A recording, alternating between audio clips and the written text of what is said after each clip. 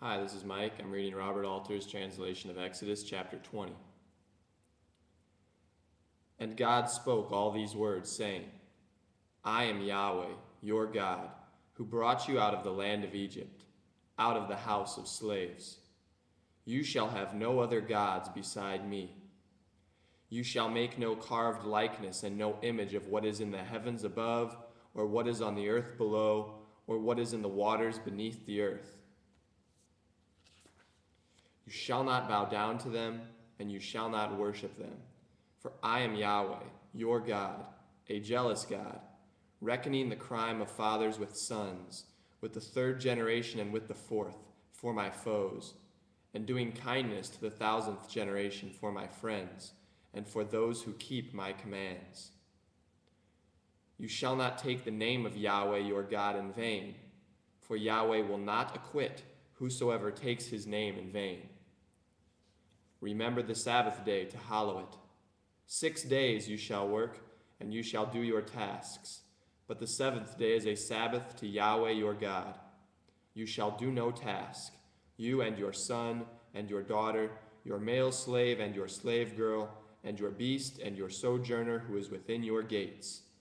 For 6 days did Yahweh make the heavens and the earth, and the sea and all that is in it, and he rested on the seventh day. Therefore did Yahweh bless the Sabbath day and hallow it. Honor your father and your mother, so that your days may be long on the soil that Yahweh your God has given you. You shall not murder. You shall not commit adultery. You shall not steal. You shall not bear false witness against your fellow man. You shall not covet your fellow man's house. You shall not covet your fellow man's wife, or his male slave, or his slave girl, or his ox, or his donkey, or anything that your fellow man has. And all the people were seeing the thunder, and the flashes, and the sound of the ram's horn, and the mountain in smoke.